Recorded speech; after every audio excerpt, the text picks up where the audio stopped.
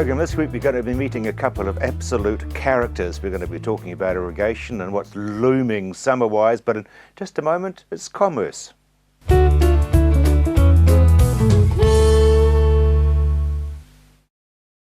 Kerry, it's interest rates time to talk. Yes, we've just recently had the Reserve Bank obviously cut the OCR rate for the first time in a while. They've been putting it up until now with indications that it's likely to come down again in the future. Now, you'd think that'd be great news. You know, borrowers are getting excited, cheaper interest rates, good for them, but it's actually a double-edged sword because for the economy it's actually quite bad news.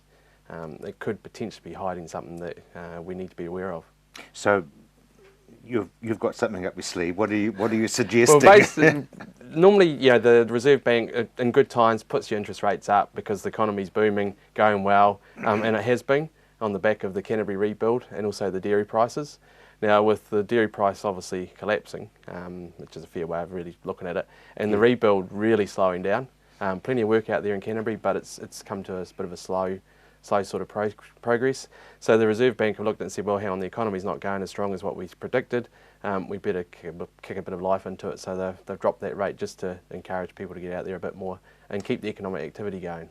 Kerry, is that likely to slow people overseas investing their money in our economy? Potentially. What might happen is that we'll actually see the Auckland housing market take right off now. So we'll have a boom. So most Kiwis can't afford it, so it probably will attract more overseas money in that area anyway.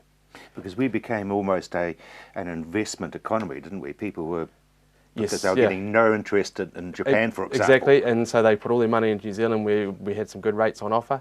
I don't think it's going to stop them from putting the money in, but they'll just be a bit more cautious of what they put here and look at other opportunities. And I guess, you know, you listen to somebody like Kerry Burke who says that he's watched the cycle of Auckland housing prices go up and crash and go up and crash, and it's a natural cycle. It is, yeah, and it's going to happen. It can't keep going up. Everyone keeps saying it, although it does, but at some point we've got to see a decline. They said that about dairying as well, didn't they? Yeah, but the history shows that dairy has always sort of done a wee bit of an up and a down, but not quite as bad as what this is. So, as an accountant, somebody comes to you and says, look, I'm going to remortgage, what do we do? Well, the first step is we say, who are you with? And then we start shopping around the banks. They've been really aggressive to try and get customers on board, and there's some really low rates on offer. So don't necessarily stick with the bank that you're with. They're going to say, oh, this is our rates, and sort of leave it. If you go elsewhere and then come back to your original bank, you'll be surprised at what becomes on the table. Yeah, well, look, they only make money when they lend it. Exactly, and they want to keep you as a customer, so they'll bend over backwards, half of them, to actually keep you. And the managers get incentives by giving you the money, so it's in their best interest to try and work hard to keep it. But we've recently moved a couple of people away from one bank and got 0.5% cheaper on their loans, and it was quite a substantial saving. Well, if you've got $1 million loan... Exactly, it adds up very quick, and it helps the cash flow. So that's why we say the first step, shop around. But the big thing is, if you are looking to borrow money, yeah, it's cheap now, but what goes there must come back up. So you've got to make sure it's affordable in the future. It's not always going to be this low. Yeah, exactly. So that brings in the question, fixed or floating, I guess. Yeah. Or a bit of both? I'd be inclined to say a bit of both. It does depend on individual circumstances. If their cash flow doesn't look like there's going to be sort of excess cash at the end of the season to dump into a loan to save some money, then potentially fixed might be the option. But whether you do it now or hold off a bit longer and see if the OCR comes down again is a gamble you've got to take. And I guess the thought of breaking a fixed at the moment and saying, well, I can get it cheaper if I pay that penalty. Yep. Yeah. It's marginal in some cases. I'm looking at one at the moment where potentially there could be 2,000 or 3,000 up per year by doing the break fee. So we are considering it, but you do need to do your maths before you even consider that, because it can be expensive, especially depending on the term that you fixed it for. Yeah, exactly. So you don't have to do it on your own. Go to your chartered accountant and sit down for an hour and work out the pros and cons. Yeah, and especially because there's a big formula behind that break fee, and it's quite complex. So it is good to sit down with someone that sort of knows how to get around it. Yeah, exactly. You're a fool if you don't use your consultants. Exactly. KiwiSaver. Yeah, we've just seen recently a few farmers forgetting that with KiwiSaver, you take an employee on board, you've got to do deductions for them. But as an employer, you've also got to make a contribution to their KiwiSaver. So we've seen them come in and they've got the employee part and it's paid off to IRD, no problem, but they're forgetting about the 3% that they must contribute as well. And so IRD are just starting to clamp down on that and just reminding people to do it. If you are in that situation where you've done the employee part but not the employer, you need to be talking to your accountant. Unfortunately, there will be penalties. The level of penalties is at IRD's discretion, and they'll look at how long it's been for, why you missed it, whether it's the first employee or your 10th, all that sort of thing. So you've just got to get in there and get something done, because it will get worse if you do nothing. Yeah, like all things with IRD, really, you've got to meet them up. Yeah. So how do you know, I guess somebody comes onto your property as an employee, your first question is, are you in KiwiSaver? Well, the moment you employ someone, you've got to give them the tax form. So you've got a tax code declaration form that must be filled out, and they must also fill out a KiwiSaver form to say whether they're in, or do an opt-out form. Now they've got 8 weeks to do an opt-out form, so you've got a bit of time there, but if they're in the KiwiSaver, they've got to fill out, I think it's called a KS2. Whatever it is. Yeah, so they've got to fill that out, which tells you exactly what rate you've got to deduct for them. And if you don't have those forms, well, then you're not meeting your obligations as an employer. Fine. Just a bit more paperwork. It is, and the worst thing is that you've got to keep those forms 7 years after that employee leaves. So you don't keep it just while they're with you, it's the 7 years after. So they left today, it's in 7 years' time you can finally get rid of it.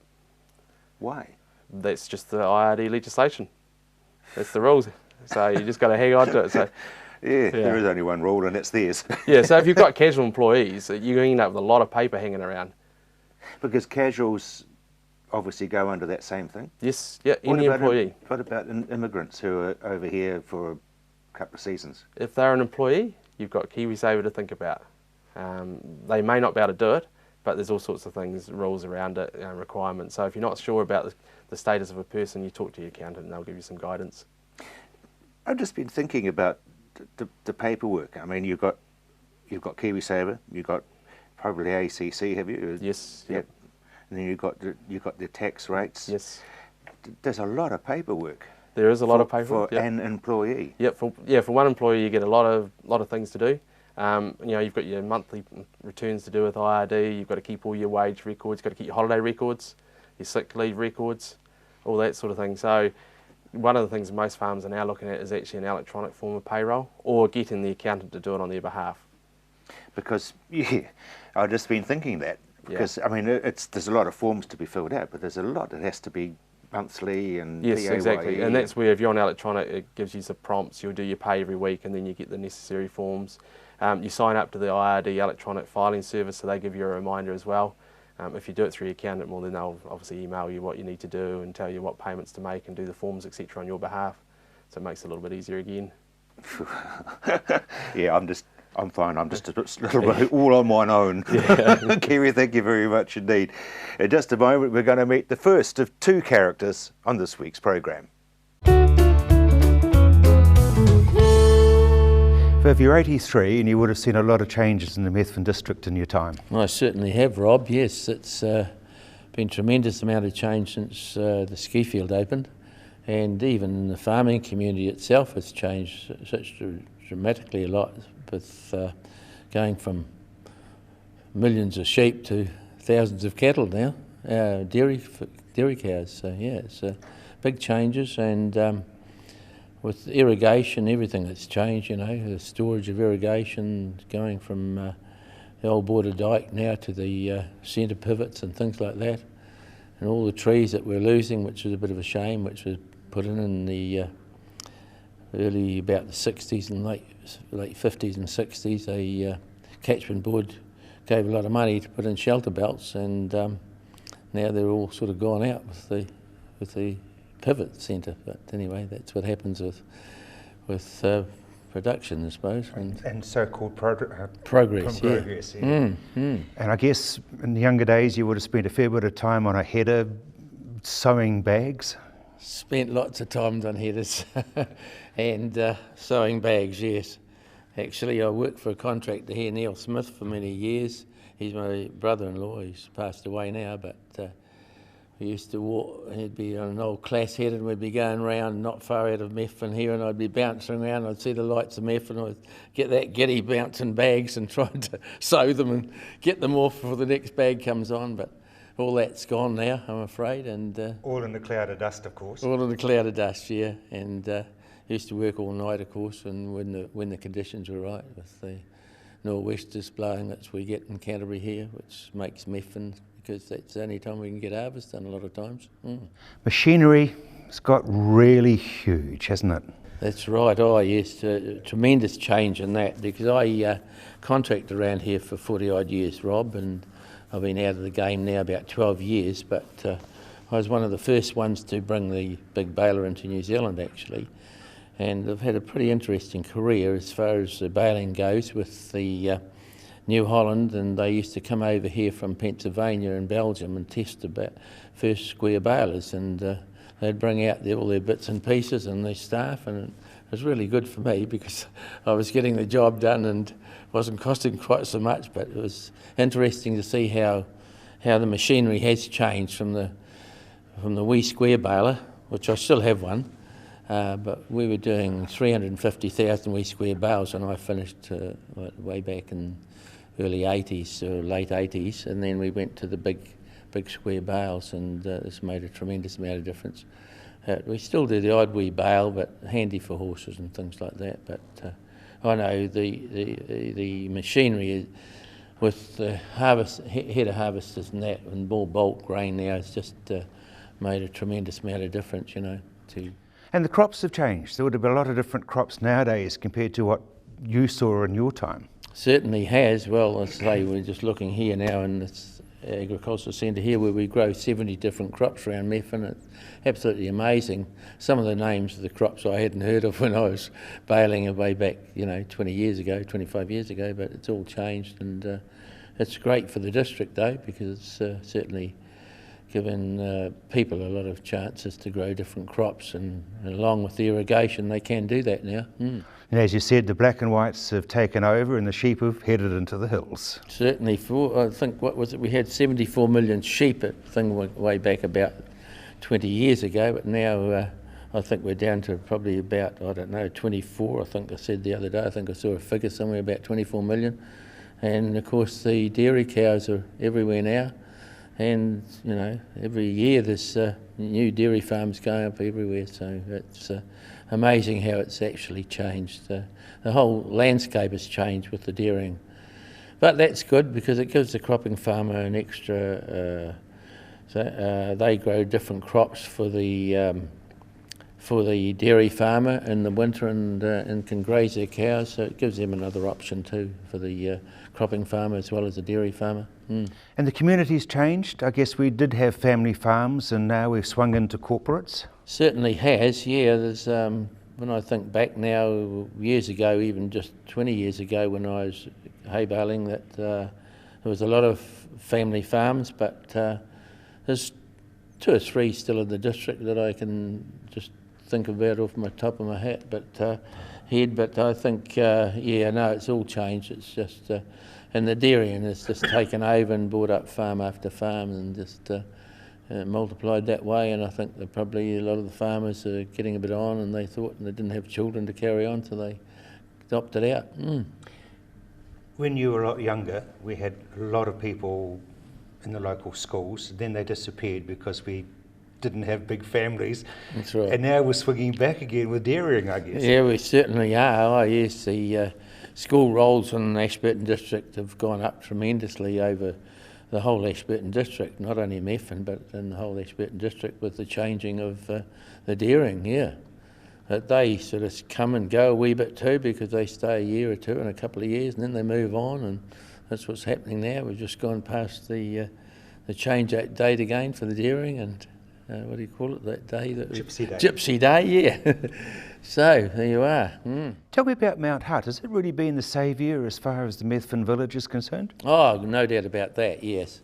There was a wee bit of reluctance with some of the farmers when we first mooted about Mount Hutt, but it's certainly paid dividends for Methven. It's made it, because we lost our railway line, which was a wee bit of shame in 1967, and just a pity now the railway line wasn't left there, and we could be coming up here now with tourists on the track from Rakaya. But yes, it's made a tremendous amount, because all the accommodation places.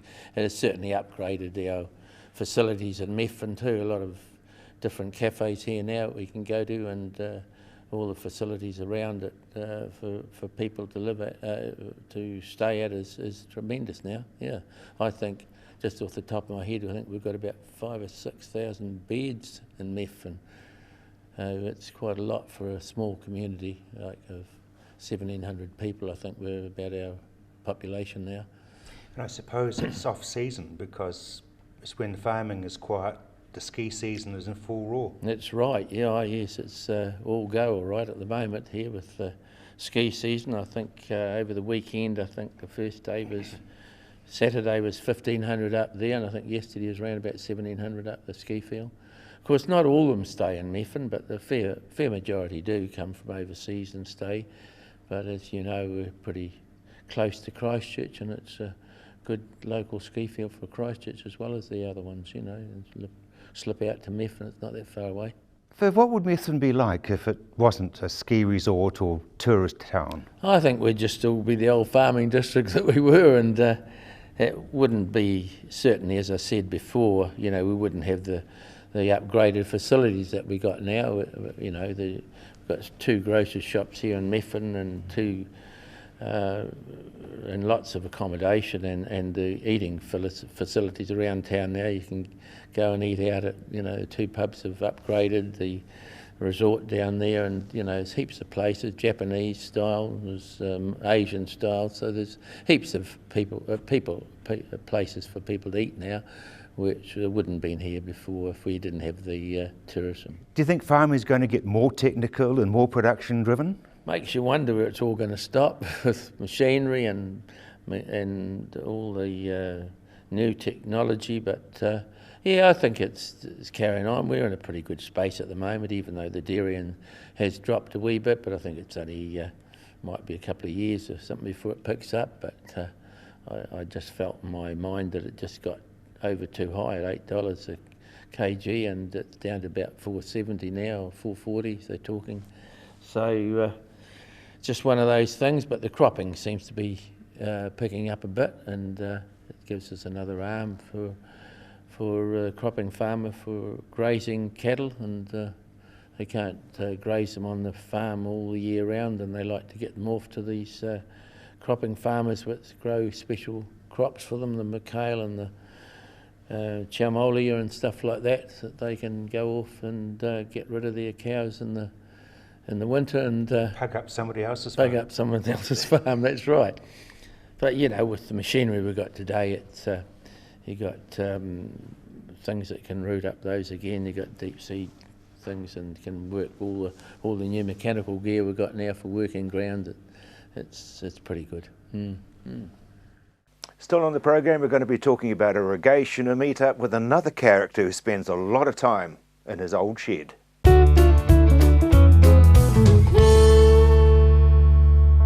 Be Active begins here in the cold, clean, unpolluted southern oceans of New Zealand. Be Active amino acid biostimulant, natural, 100% pure, manufactured from healthy deep sea fish from sustainable New Zealand fisheries. New Zealand's Be Active amino acid biostimulant, the way the world is growing. Working with nature, good for the plant, good for the planet. Now that's growing for good.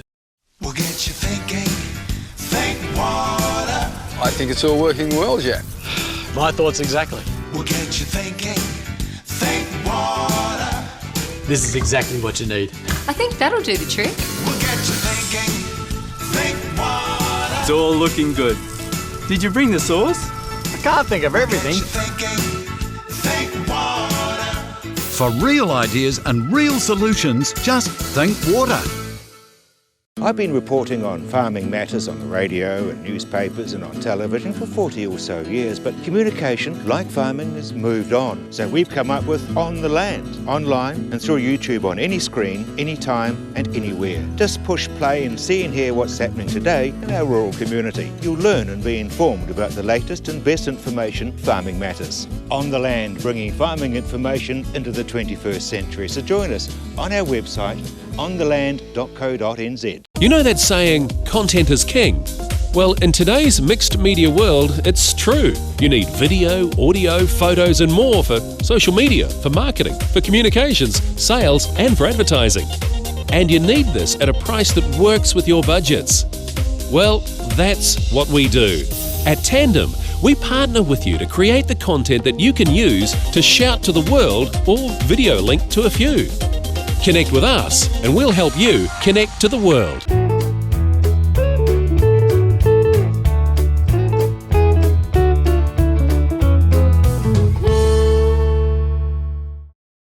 Tony, spring's here whether we're ready or not. Yes, spring is here. I mean, we only have to look at the weather we've had over the last week or so. We've had a couple of amazing days. Another amazing day today, even though we're sitting inside. But we've suddenly started to get some really warm temperatures. And interestingly enough, Philip Duncan was on the radio yesterday talking about early spring, and the signs are there. Daffodils are there, lambing is well underway. Calves are dropping all over the place, and we know that it is early for them. So early calves, early milking, early processing, and so I know that he said on the radio yesterday that Fonterra had been forewarned about this, and it's come to roost. And for us in particular, that first part of August for us is a key time. We know from some of our continuous monitoring sites that we have already got a soil moisture deficit, albeit quite small. It insidiously starts to catch up on us. It'll get bigger. It'll get bigger. Day length is starting to go out. I mean, people notice that quite quickly. But that insidious catch up, it might only be a 0.5 millimetre a day or slightly less, but suddenly after a week or 10 days of low rainfall or no rainfall and warm temperatures, then that deficit starts to develop. So for us, that early part of August is a key time for us to start getting out and getting some measurements done so that we get a more widespread perspective of where soil moisture levels are at. And I guess a week of nor'westers and you're in drought. Yeah, a week of nor'westers, probably not so much at this time of the year. I mean, the day lengths are still quite controlling at this time of the year. We still don't have lots and lots of day length. We're over that 12-hour period, but a week of nor'westers, and especially if they are associated with temperatures like we've had recently, 19s and 20 degrees, and we get a week of those sort of nor'westers, then it will certainly start cranking up the soil moisture deficit. Tony, you monitor some very deep ones, and you said that they were looking absolutely terrifying. Yeah, the very deep bores, in particular, the groundwater levels in the deeper bores, sort of things that are 80 metres and deeper, in the mid-plains particularly. Yep, they haven't shown any major signs of significant recovery still. So we look like we're going into the spring we will be in the spring with water levels much lower than they were in 2014. Yeah, going into the 2014-15 season. So going into the 2015-16 season, we're going to start with much lower water levels. Not quite so noticeable in the shallower bores, so anything that's quite shallow. But people need to keep that in mind as well, that spring is really close. Irrigation season is closer than probably further away, and they need to start having some considerations now about what could happen later in the season if water levels really plummet and we do get a really dry season. I know you were very against putting water on when it's not necessarily needed. It's your pet hate. Yep. But there's some people transplanting cabbages and broccoli and things, and it's too dry for them to pick up. Oh, look, you only have to go and talk to some of the growers, some of our clients, for example, that are on the shallower soils, and they're working paddocks, and it's not as wet as they thought it was. They're tipping that over, and as soon as you cultivate the soil, particularly when we've got 19 or 20 degrees, then you dry that soil out very quickly. And when you transplant brassicas in particularly, which have a very low threshold temperature for growth, they'll grow at temperatures much lower than that 10 degrees C, which is often the base temperature. Then they will be transpiring on those days. They have a very shallow root system to start with, and to get them to get up and get smoking, they need some water to get going. Now, which is it's sort of against everybody's thought that this is the time to be irrigating, But if you want them to establish and start growing, then you need to supply some water in that top 10 centimetres of the profile. Yeah. Question you don't want me to ask, but are we likely to be facing restrictions? It's probably a little bit early to make that call. There's a reasonable snowpack, so the rivers, the big rivers in particular, they will flow quite well in the spring. So the likes of the Rakaias and the Waimakarieris and the Waias, those sorts of rivers, they'll be well supplied going into the spring with snowmelt.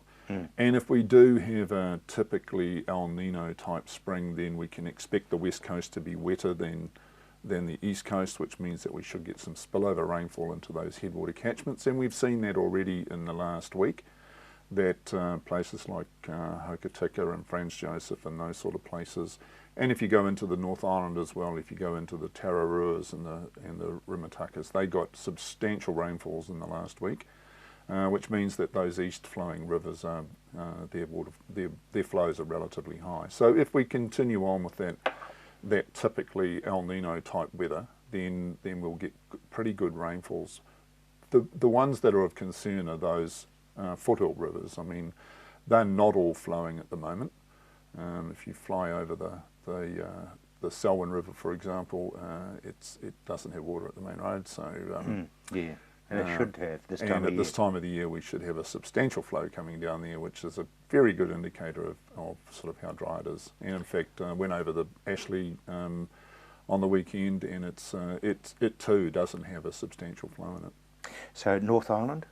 North Island's is in pretty good shape. The Hawke's Bay is still pretty wet. They've been getting quite a bit more rain than what the northern part of Canterbury in particular has had, and some parts of inland South Canterbury are particularly dry. But certainly the North Island has had a much better rainfall over this winter than we've had in parts of Canterbury. And what about their reserves? Because they don't get much snow melt off those three hills. That's true. Their reserves are in pretty good shape. I mean, if you go into places like the Heritonga Plains, for example, their groundwater levels are relatively high. The rivers have been high enough. They get a lot of recharge out of the rivers to those aquifers, and they're looking in pretty good shape for the coming spring.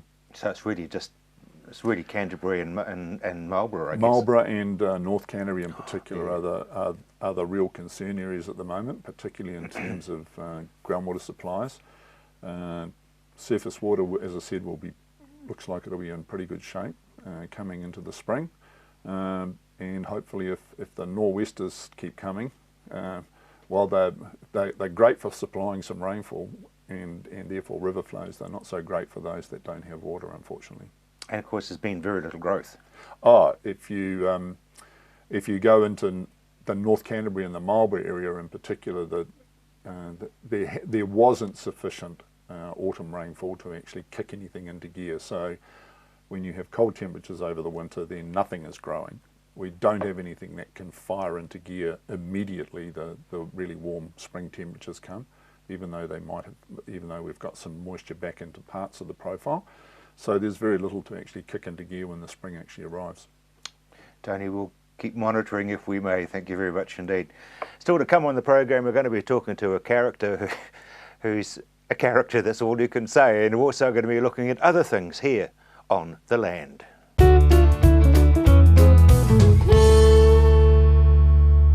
Be Active begins here in the cold, clean, unpolluted southern oceans of New Zealand. Be Active amino acid biostimulant, natural, 100% pure, manufactured from healthy deep sea fish from sustainable New Zealand fisheries. New Zealand's Be Active amino acid biostimulant, the way the world is growing. Working with nature, good for the plant, good for the planet. Now that's growing for good. We'll get you thinking, think water. I think it's all working well, Jack.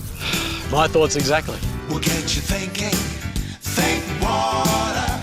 This is exactly what you need. I think that'll do the trick. We'll get you thinking, think water. It's all looking good. Did you bring the sauce? I can't think of everything. We'll get you thinking, think water. For real ideas and real solutions, just think water. You know that saying, content is king? Well, in today's mixed media world, it's true. You need video, audio, photos and more for social media, for marketing, for communications, sales and for advertising. And you need this at a price that works with your budgets. Well, that's what we do. At Tandem, we partner with you to create the content that you can use to shout to the world or video link to a few. Connect with us and we'll help you connect to the world.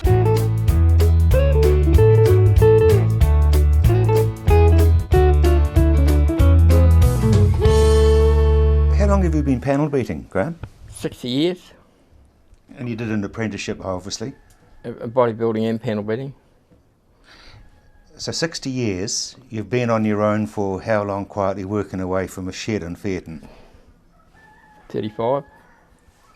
Cars, mainly? Cars, bikes, aeroplanes, all sorts of things. So seriously, I mean, you're rebuilding 2 steamrollers. How do you know what to build and what size? Because you don't always have those bits. We've got the plans. We've actually got plans for it. We've got drawings for it from England. The owner brought out drawings from England for it, so we know what to make. It hasn't always been the case. I mean, I've seen cars in here. No. You make it, you look at the books and you make it. You get a rough bit of stuff and you make it. Take you long? Yeah, hours. You must be very patient, Graham. You've got to be. You have to be. And tell me about your model cars, because that's been a passion for you for a long time. Well, that started in 1992. I've been off them for a while. There's 8 down the other shed down there. But we're still building them. We're making one for the cancer kids to give to Ronald McDonald House, eventually. And one for the Westpac helicopter, probably, when they get round to doing them. And you build those from scratch? No plans, no drawings, cardboard pattern. Now your skills, I mean, I'm not going to ask you how old you are because you probably won't tell me, but... 75. You did tell me. You know that. Yeah, well, I was just being polite, wasn't I? Oh, yeah. Graham, I mean, the skills that you've got, are they going to die with you? They'll die with me. No one knows. I go, this is all gone. No one to take over. Which is a damn shame. Yeah, well, that's what's happening. I mean, that tank that you've got in your hand there, I mean, that's going to go on to a 1922 motorbike. Yeah. And you've rebuilt that? Yeah, rebuilt that, yeah. Made all the front of the frame for it and everything. Painted it. There's still some mud guards to do yet, they're supposed to be coming, but we might have to make them yet too. And some of the cars that you've had through here, what would be your biggest challenge? That thing up at the corner up there, the Austin Healy. So how long have you been working on the Healy? That's been here 21 years. That came off the TR3, but the TR3's gone, it's finished. It was 19. So the owner's obviously quite patient. Well, they've retired now and they want the blooming thing finished now, so they've got a bit of money, so away we go again. That one, the guy's house fell down, so we had to stop, but just before the earthquakes, it started on it again, they had to stop because the house fell down. And you basically made every little bit of it? Well, I made 80% of that one. All the chassis new, bulkheads all new. Most of it's new. There's some original parts on it, but not a lot. And it's just done by eye? It's done by eye, and I had the plans, I've got the drawings for it. I've got drawings for the chassis. And a jig. It was all built here in the corner. Same as the other one. It's 35 years in a tin shed? Yeah, tin shed, yeah. Still got a wheeling machine. Still know how to use it. Built a Model T body a while ago, last year. That's all made and going. Lizzie's going. The 75, there's another 20 in you yet? No, another 5. We're not going to go too far ahead. You're going to retire? No. What's that word? You should know that. No, it gives me something to do all day. What else am I going to do if I retire? And you've still got a couple of horses. I've still got 2 horses. Tell me about them, because it's Arabians. Yeah, one's Polish, one's half Polish, and the other one's Crabbit. Other one's a Stallion's daughter. But they're still out there, they still feed them every day. And of course you've got your chooks. Yes, there's chooks, yes. Don't ask me how many, because I don't know. Anyway, the good thing is that you're still carrying on, and there's 152 stories in every corner of the shed, isn't there? Oh, there's a few stories in here, yeah. Quite a few. And you know where everything is? No.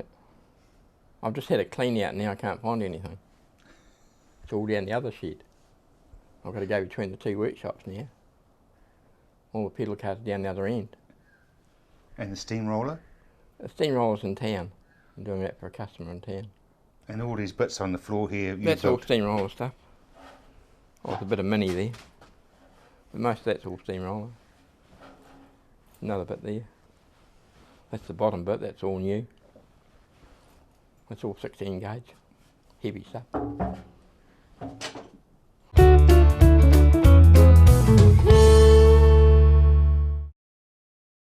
John, there's a lot of uncertainty out there at the moment.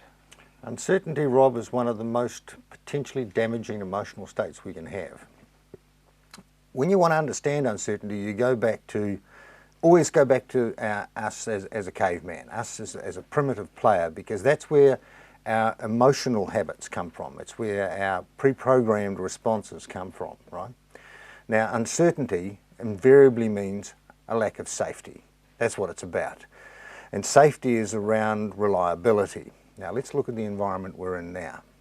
It couldn't be right now for the rural sector, but elements of the rural sector, any more unreliable.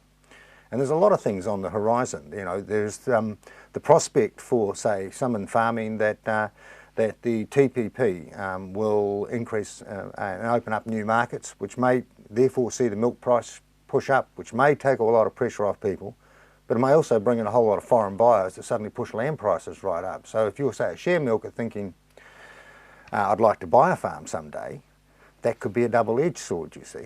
And with uncertainty, we are naturally built to catastrophise. So this is the conversation you have in your head, and it's always the worst scenario. Well, by working out the worst scenario, you don't get surprised. And in nature, surprises are usually unpleasant, often fatal. Like things that come out of bushes. Exactly. So if you're looking ahead, and if you go back to our ancient ancestry again, and they're wandering into a place where, you know, someone got nobbled last year as the tribe went through by a saber-toothed tiger or whatever, then you're looking at every rock and you're seeing a hiding place, right? You're looking at every bush and hearing every rustle, and you're hearing a stalker, you know. And so we do the same thing when we are in danger in our modern life. So every change in the dollar is, if it's down, it's more expensive farm machinery. If it's up, it's a difficulty selling milk overseas. You know, I mean, we look at most things from the point of view of their potential risk impact to us, and they generate all the internal physiological responses. Because if you're hesitating to go walk into a room, it's very obvious, isn't it? Because you sort of just look uncomfortable. Absolutely. But also, again, back to our ancient ancestors, or if you look at any of those sort of videos that you see on Animal Planet, right? Gazelle jumps left, gazelle jumps right, you know. One might be better than the other. Gazelle stands still, it's all over. Yeah. So indecision is dangerous, and pre-thinking is a way of working through the possible decisions ahead of time. The only trouble is it is extremely resource expensive in terms of the body. It uses up important neurotransmitters that should be doing other things. These are the chemicals in the brain that do things. It tends to suppress a type of neurotransmitter called GABA, which is the one that makes us nice and relaxed and allows us to head off to sleep, right? That in conjunction with melatonin. And so lying in bed at night, you know, counting cows and milk solids, right, doesn't really help you much. No. It doesn't change the price. And no matter how many ways you think through the permutations and combinations, right, the answers often don't come out a lot different. I mean, you know, we got sharp people running dairy farms now. It's no longer the bloke sitting under a tree watching daisies grow. These are people who sit down and work on spreadsheets and fertiliser inputs, and do I get the vet in, and will I bother even buying in palm kernel now? There could be one good thing about this whole thing. At least there'll be less chance of importing a snake or something from Indonesia. Yeah, well, that is true, because that's an unexpected uncertainty too. There's another uncertainty. You know.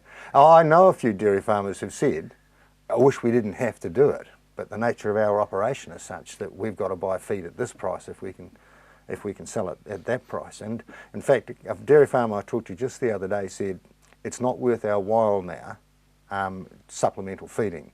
It's just the cost margin on it is so narrow now that it's just not worth the risk. So they're just going to get less production because it's going to be less expensive. It's going to be less expensive because I think he said something like, if we bring in foreign feed, it's worth something like $5 a kilogram of milk solid, and we can do it at saying $4.90 if we don't. And he said, and you see they're going to get $4.60. I know, and he said that we are going to run at a loss. We are going to run at a loss, and we're going to run at a loss for a couple of years. Now, he's in a good position, relatively good position, because he's been around a long time. Now, if you've just bought a farm, right, it should be a pretty scary situation out there for people. Somebody who wakes up at 2 o'clock every morning, how do you get out of that habit? Because that's a body clock thing. It's a body clock thing. But it gives you all that time to think at 2 o'clock in the morning. Well, it's to do with sleep cycles as well. You know, you've gone into your sleep cycle, you've come down through and your delta sleep, and you're coming back up again, and you're more likely to wake then. So that's when you're more likely to wake. But then if you do wake, particularly if you add other biologicals in there, if you decide to go and have a pee, well, your kidney starts producing urine about an hour before that, so then that can become part of the habit too, and you don't want to do that. So you just lie there and resist that one. And I don't know, try and think of something more pleasant. One thing you can, I think, rely on is that this is not new. Farming, none of this stuff's new. This stuff was going on when my father was farming sheep on the west coast in the 1960s and 70s. And when, the old country, as we used to refer to it, dumped us all, went into the sea and helped the Vichy French screw us, you know. I mean, Don't go away, we want to come back to you. But just after the break, we're going to be talking dairying with the Lincoln Dairy Unit.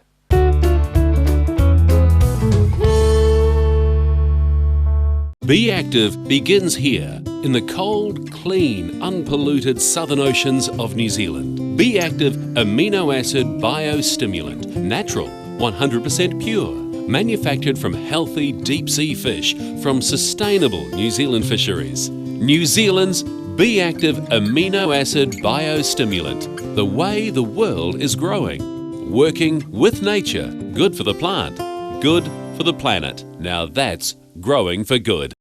We'll get you thinking, think water. I think it's all working well, Jack. My thoughts exactly. We'll get you thinking, think water. This is exactly what you need. I think that'll do the trick. We'll get you thinking, think water. It's all looking good. Did you bring the sauce? I can't think of everything. We'll get you thinking, think water. For real ideas and real solutions, just think water. I've been reporting on farming matters on the radio and newspapers and on television for 40 or so years, but communication, like farming, has moved on. So we've come up with On the Land, online and through YouTube on any screen, anytime and anywhere. Just push play and see and hear what's happening today in our rural community. You'll learn and be informed about the latest and best information farming matters. On the Land, bringing farming information into the 21st century. So join us on our website, ontheland.co.nz. You know that saying, content is king? Well, in today's mixed media world, it's true. You need video, audio, photos and more for social media, for marketing, for communications, sales and for advertising. And you need this at a price that works with your budgets. Well, that's what we do. At Tandem, we partner with you to create the content that you can use to shout to the world or video link to a few. Connect with us and we'll help you connect to the world.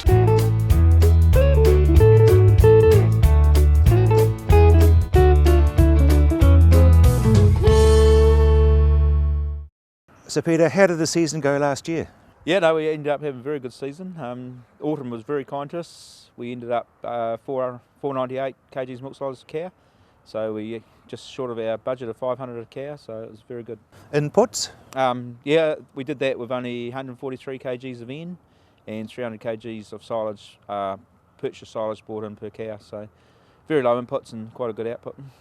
So the interesting thing was that you actually did voluntary reducing of the nitrates. Yes. So that was just to hold our the limits we're going to be allowed to in leaching going forward. So yeah, we may have sort of cut it back a wee bit too much. We might be able to use a wee bit more going forward. Yeah, it's punishing. It is, yeah. It is, but it's going to be the future, I suppose. So we've got to learn how to farm within those restrictions. So overall, with last year, you're happy with the margins? Yeah, no, last year was very good. That's what we hoped to do. We'd budgeted to do it for about $4 a kg milk solids, but we came in at $3.87, so we're slightly below, so that was quite a good result. So there'll be still a margin there, Peter, even if the price does drop to down where we're not supposed to be talking about. Yeah, I know. Because we are a very low input system, it's very hard for us. We've really looked hard at our budget to see what we can take out. But being in pretty much all grass-based system, it's there's not a lot we can sort of take off the top line, really. Peter, pretty dry winter and no sign of rain. Yeah, no, she has. We've not grown a lot of grass this winter. We're below budget. We want to be about 2,500 cover at calving, which is only a couple of days away on the 1st of August, but we're only sitting about 2,250 last week. I'd suspect over the last week would have grown a wee bit of grass. It has been a wee bit milder, so, but still below where we need to be for starter calving. I guess there's nothing you can do about it. No, but it does mean we'll be putting supplements in early in the season this year, which takes it away from the rest of the season. So, yeah, it'll just be topping up the deficit with supplements. Do you grow those or do you have to import them? Yeah, no, that'll be part of the 300 kgs dry matter cow as imported silage that'll go in the system. Now you usually top, but there's nothing there to top. Yeah, well, we don't call it topping, we call it mowing in front of the cows, but no, we need surplus of grass to be able to do that, yeah. But we certainly haven't got that. So what about the plans for the coming season? Yeah, pretty much the same. We're budgeting on that same 560 cows at peak, budgeting to do 500 a cow. Hopefully we can do that again, and if not better. If we can get the production, that'll dilute costs, so that'll be a good help. Why do I think you do one-day milking at the start? Colostrum cows, so we only milk colostrum cows once a day, and then until they go into the vat, and then they go to twice a day. But it's only for a short period while they're in the colostrum period. And you're starting very soon as far as calving is concerned? Yeah, yep. Heifers are due from the 25th of July. They're 10 days earlier than the herd, and the herd's due from the 3rd of August. But we've already got 45 in already. So. And the whole cycle starts again. Yes, it sure does, yep. It comes around very fast.